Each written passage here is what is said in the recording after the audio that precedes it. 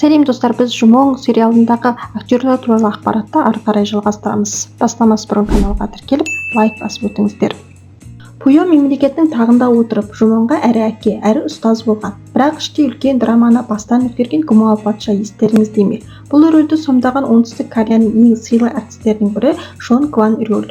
Ол 1960 жылы 11 ақпанда дүниеге келген. Кореяда оны құрметтеп актерлердің актері деп атайды. Оның кәсібилігі сондай, ол қатысқан кез келген жоба міндетті түрде хитке айналады.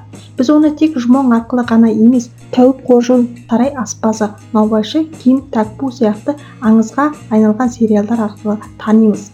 Ол экранға шыққанда көрермендердің назары бірден соған ауады. Өйткені оның дауысы ырғағы менен жанарындағы тереңдік ешкімге ұқсамайды.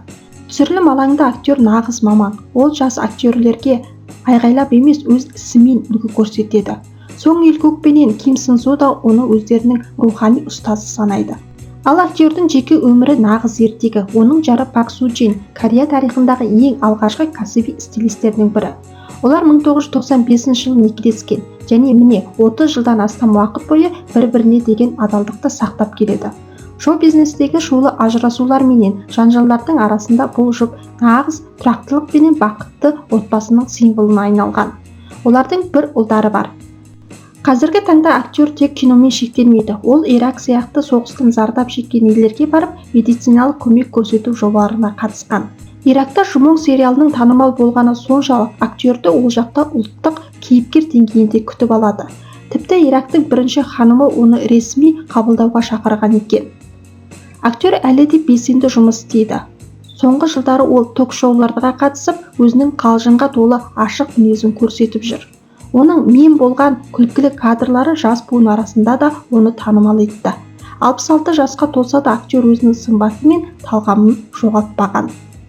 Сериалдың алғашқы бөлімінен ақ көрермендердің жүрегін жаулап, Жұмонның нағыз жауынгер болып қалыптасуына әсер еткен Хемосу қолбасшы. Бұл рөлді оңтүстік Корея киносының ауыр салмақты актері Хо Жун Хо сомдайды. Ол 1964 жылы 14 сәуірде Сеулде дүниеге келген. Біз бұл актерді Нар Тәуекел сериалы арқылы да жақсы танимыз. Жұмон сериалынан кейін Хо Жун Хоның танымалдылығы шыңға жетті. Бірақ дәл осы даңқты шыңда тұрғанда ол кенеттен экраннан жоғалып кетті. Оған себеп оның жеке өміріндегі ауыр кезеңдер еді. Актриса Ли Хаянмен болған сәтсіз некесі мен шулы ажырасу процесі оның даму жолына қатты әсер етті. Күйзеліске түскен актер бәрін тастап ақш-қа көшіп кетеді. Көптеген жанкүйерлері Хемосуды енді киноға оралмайды. Ол актерлікті мәңгілік тастады деп ойлаған еді. Дегенмен ақш-та ол жай ғана демалып қоймай, өзін жаңа қырынан іздеді. Ол жерде діни сеніміне тереңірек үңіліп, ішкі тыныштығын тапты. Ол голливудтық кастингтерге қатысып, халықаралық түсірілім алаңдарының жұмысын зерттеді. Бұл үзіліс оған жаңа күш берді. Осылайша 2016 жылы Хо Жун Хо Кореяға үлкен жеңіспен оралды. Оның оралуы нағыз жаңалық болды. Ол жасы келген сайын харизмасы мен актерлік шеберлігі арта түскен сирек актерлердің бірі болып шықты. Ол Netflix-тің әлемдік хиті патшалық сериалында қатал, бірақ әділ ұстаздың рөлін сомдап, жаңа буын көрермендерінің сүйіктісіне айналды. 2021 жылы шыққан Батпақтап қашу фильміндегі солтүстік Кореяның елшісінің рөлі үшін Кореяның ең беделді марапаты саналатын Blue Dragon Film Award сыйлығын жеңіп алды. Қазір Хо Жун Хо 62 жаста. Ол Корея киносындағы ең сыйлы ардагер актерлердің бірі. Оның экрандағы әрбір көрінісі көрермендерге ерекше рух береді. Актердің бірінші некесінің бір қызы бар. Актер 2018 жылы өзінің ескі танысымен қайта некелесіп, жеке өмірінде де бақытын тапты. Алайда екінші некесін өте қатты құпия ұстайтындықтан бұл некеде балалары бар жоғы белгісіз. Жанкүйерлері үшін ол қиындықтан соң қайтадан биікке көтерілуге болатындығын дәлелдеген актер. Пуйо сарайының көркі болған Жұмонның дана анасы Ихуа ханым. Бұл рөлде актриса ойынсу соншалықты шынайы сомдады. Тіпті ол сөйлемей-ақ жанарынан бүкіл мұңды жеткізе алатын еді. Актриса 1971 жылы 27 қазанда Сеул қаласында дүниеге келген. Қазір ол 54 жаста.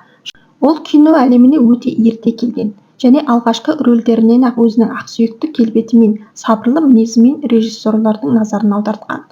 Ал актрисаның жеке өмірі Корея шоу-бизнесіндегі ең таза әрі бақытты тағдырлардың бірі. Оның күйеуі 90 жылдардың нағыз актері әрі әншісі Сон Джи Шан. Олар 1998 жылы шаңырақ көтеріп, 25 жылдан астам уақыт бойы бірге. Кореяда бұл жүкті мәдениетті отбасы деп айтады, өйткені олар ешқашан шулы жанжалдарға араласпаған. 2014 жылы актриса мансабының қызған шағында күтпеген шешім қабылдады. Ол екі ұлының сапалы білім алуы үшін отбасымен бірге ақш-қа, Калифорния штатына көшіп кетеді. 7 жыл бойы ол кинодан алыстап, өзінің толықтай бала тәрбиесіне арнайды. Дегенмен 2022 жыл ойынсы Кореяға үлкен жеңіспен оралады. Бірақ бұл жолы ол біз үйренген нәзік кейіпкер емес, әскери прокурор дорамасында алғаш рет қатал әрі суық генерал әйелдің рөлін сомдайды. Көрермендер оның бұл өзгерісіне тәнті болды. Ойонсо оңтүстік Кореядағы классикалық ота жасатпаған, табиғи сұлулығын сақтап қалған актрисалардың қатарына жатады. 54 жасқа келсе де оның бет-әлпеті менен сымбаты 20 жыл бұрынғы Жумон кезіндегідей мінсіз. Сұхбаттарында ол мұның құпиясы дұрыс тамақтану, тұрақты ұйқы және ішкі жан дүниенің тыныштығы екендігін айтқан. Ал сериал жанкүйерлеріне арналған қызық факты: Тесо рөлін сомдаған актер Ким Сын Су актрисамен және оның күйеуімен өте жақсы араласады. Олар жиі кездесіп, сырласып, бірге тамақтанып тұрады екен. Пойо сарайының нағыз қожайыны болғысы келген Ихуа ханымды күңдеп, Жумоңның жолына кедергі болған Вонхо патшайым естеріңізде ме? Ол қатал болғанымен өз балаларына деген аналық махаббаты шексіз еді. Бұл рөлді сомдаған Кён Мери Кореяның ең ықпалды және ең бай актрисаларының бірі. Кён Мери 1964 жылы 19 қыркүйекте дүниеге келген. Қазір ол 61 жаста. Оның есімі бүкіл Азияға Жумоңға дейін таныс болған еді.